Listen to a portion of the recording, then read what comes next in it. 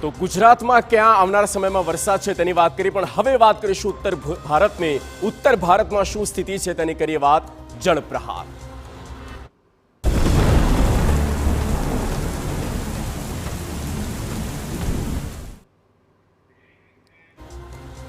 ઉત્તર ભારતની દશા બગડી રહી છે. તેવામાં પહાડોની વચ્ચે રહેતા લોકોની સ્થિતિ તો આકરી બની રહી છે. ન માત્ર વરસાદી પાણી પણ બીજા કુદરતી સંકટ પણ ત્યાં રહેતા હોય છે. ત્યારે આપને આ રિપોર્ટમાં બતાવીએ ઉત્તર ભારતના કેટલાક રાજ્યોમાં શું સ્થિતિ છે અને આવનારા સમયમાં શું છે આગાહી.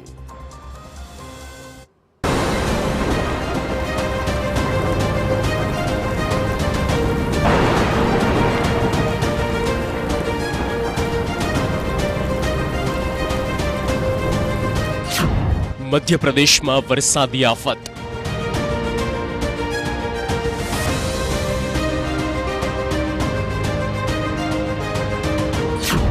શહડોલમાં તબાહીનું મંજર. 3000 ઘર પાણી પાણી.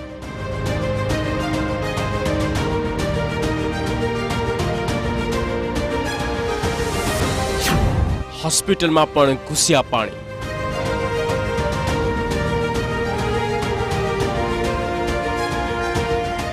મધ્યપ્રદેશ પૂરમાં છે.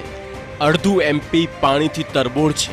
ઓછામાં ઓછું વરસાદની રફતાર હજુ પણ રહેવાની આગાહી છે. હવામાન વિભાગે ક્યાંક ઓરેન્જ તો ક્યાંક યલો એલર્ટ આપ્યું છે. મધ્યપ્રદેશમાં સતત નદીઓ ઉફાન પર છે. રસ્તા બંધ કરવામાં આવ્યા. સિવણી બાલાઘાટમાં ખતરો વધુ છે. 24 કલાકમાં 8 ઇંચ વરસાદનું અનુમાન છે. 10 જુલાઈ સુધી આવશે ખૂબ જ ભારે વરસાદ.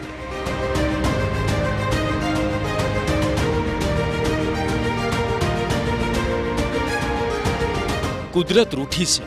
વરસાદ ભરપૂર છે. સ્થાનિકો નગરપાલિકા પર માછલા ધોઈ રહ્યા છે. નગરપાલિકાના કારણે લોકોના ઘરમાં પાણી ઘૂસ્યા છે તેવા આક્ષેપો પણ થઈ રહ્યા છે. હવે તમને હોસ્પિટલની હાલત બતાવીએ. આ જુઓ, હોસ્પિટલની લોબી છે, જ્યાં એક બાજુ સ્ટ્રેચર અને નીચે પાણીનો ભરાવો. હવે આમાં હોસ્પિટલનું તંત્ર દર્દીને સાચવે કે આ બધા પર ધ્યાન આપે? કોઈ વિસ્તાર બાકી નથી જ્યાં પાણી ના ઘૂસ્યા હોય. સ્કૂલ, હોસ્પિટલ, પોલીસ સ્ટેશન, લોકોના ઘરોની છત જાણે ખુલ્લી હોય ને અંદર વરસાદ સીધો પડ્યો હોય ને પાણી ભરાઈ ગયા હોય તેવી હાલત કરી મૂકી છે.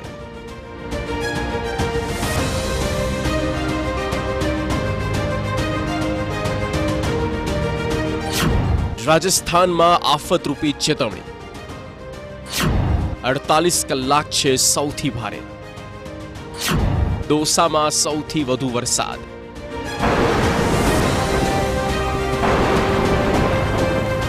રાજસ્થાનના દોસામાં વરસાદ અને વાતાવરણમાં પલટાને કારણે તારાજી સર્જાઈ. ભારે પવન, વરસાદ અને વીજળીના કડાકાની સાથે આખો વિસ્તાર ભારે નુકસાનીમાં છે. ક્યાંક વીજળીના તાર તૂટ્યા છે તો ક્યાંક રસ્તામાં ખાડા પડી ગયા. અનેક જગ્યાએ વૃક્ષો ઉખડી ગયા હોવાના દ્રશ્ય સામે આવ્યા.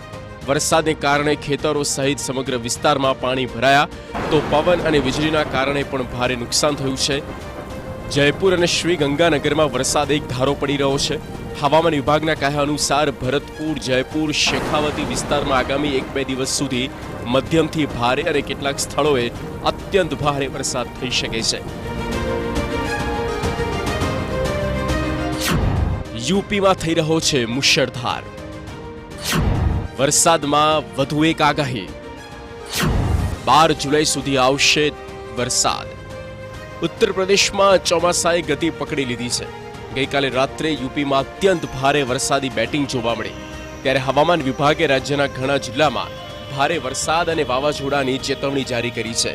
પશ્ચિમ યુપીના કેટલાક ભાગોમાં ભારે વરસાદ છે. તે જ સમયે રાજ્યના 47 જિલ્લામાં ગાજવીજ સાથે વીજળી પડવાની શક્યતા છે, જેના કારણે સાવચેતી રાખવાની સલાહ આપવામાં આવી છે.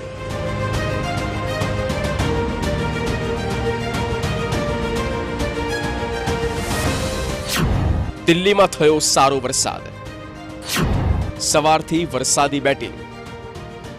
દિલ્હી એનસીઆરમાં ચોમાસાએ જોર પકડ્યું છે. સોમવારની શરૂઆત સાથે જ ભારે વરસાદની શરૂઆત થઈ. આખી રાત વરસાદ ગઈકાલે ચાલુ રહ્યો. સવારે પણ ભારે વરસાદ પડ્યો હતો અને હજી પણ વરસાદનું જોર એ જ જોવા મળ્યું છે.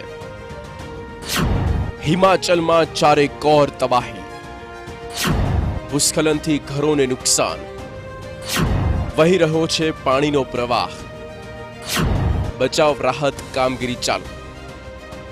અત્યાર સુધીમાં વરસાદને કારણે કોઈ રાજ્ય સૌથી વધુ પ્રભાવિત થયું હોય તો તે છે હિમાચલ પ્રદેશમાં, અને તેમાં પણ મંડી જિલ્લાની હાલત જુઓ.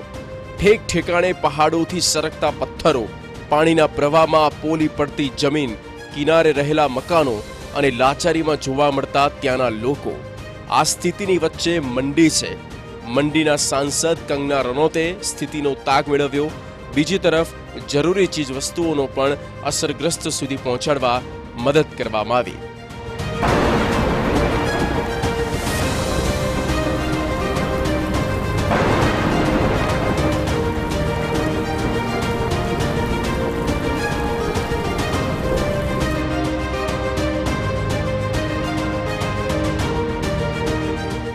ઉત્તર ભારતમાં વરસાદનો બીજો રાઉન્ડ મુસીબતનો રાઉન્ડ બની ગયો છે.